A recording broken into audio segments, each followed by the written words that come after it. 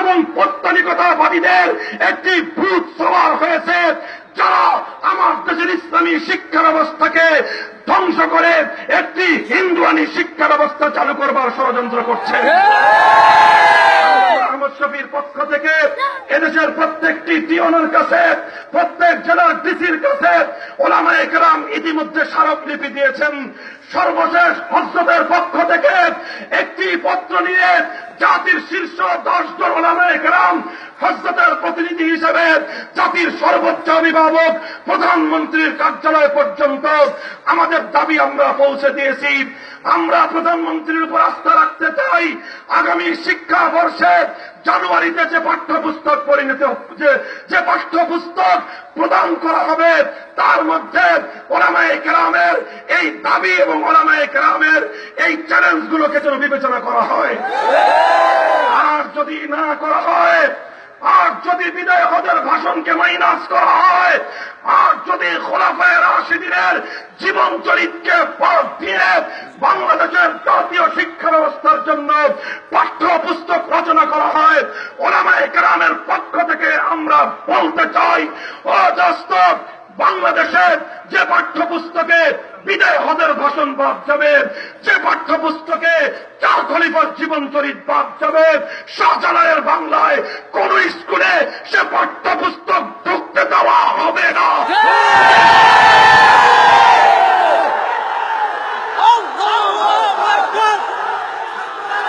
2 নম্বর কথা হল, হযরতের পক্ষ থেকে বলতে চাই, জাতীয় উন্নয়নের জন্য আল্লাহ রিজালুল্লাহ প্রয়োজন। আল্লাহওয়ালা মানুষদের সোহবত ছাড়া জাতীয় উন্নতি কোনদিনও সম্ভব নয়। যারা জাতির সম্পদ চুরি করে ব্রিজ কালভার্টের মধ্যে রডের পরিবর্তে বাঁশ দেয়, যারা ডাক্তার হয়ে কিছু পয়সা উপার্জন করবার জন্য প্রসূতি মায়ের পেটের উপর দিয়ে অপ্রয়োজনে ছুরি চালায়, তাদেরকে যদি মানুষের মতো মানুষ করতে হয়, ওলামায়ে কেরাম এবং আহলুল্লাহদের সোহবতের প্রয়োজন আছে না নাই?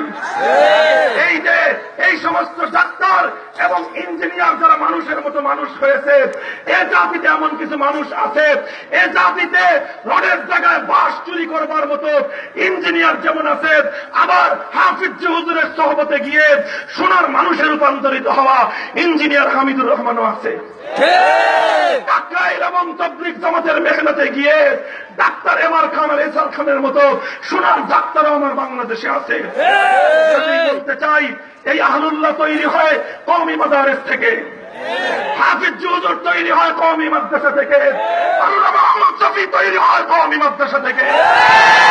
এই কওমি মাদ্রাসার শিক্ষা ব্যবস্থা কোরআন সুন্নাহ ভিত্তিক স্বকীয় স্বাধীন অবস্থায় যেভাবে আছে সেভাবেই থাকতে হবে ইনশাআল্লাহ। 100 বছর পর্যন্ত কোন সরকার কওমি মাদ্রাসা শিক্ষা ব্যবস্থার উপর কোন ধরনের হস্তক্ষেপ করতে পারে নাই, ইনশাআল্লাহ আগামী দিনেও পারবে না। আল্লামা আহমদ শফির পক্ষ থেকে যেই প্রস্তাবনা করা হয়েছে, কওমি মাদ্রাসার স্বীকৃতির নামে কওমি মাদ্রাসাকে নিয়ন্ত্রণ করবার কোন ষড়যন্ত্র যদি করা হয়, আল্লামা আহমদ শফির শর্তকে বাদ দিয়ে গুরুত্বহীন করে যদি স্বীকৃতির নামে আমাদেরকে নিয়ন্ত্রণ করবার চেষ্টা করা হয়, তরুণ প্রজন্মের পক্ষ থেকে উদাত্ত আহ্বান থাকবে, যার যা আছে তাই নিয়ে রাজপথে নামতে হবে।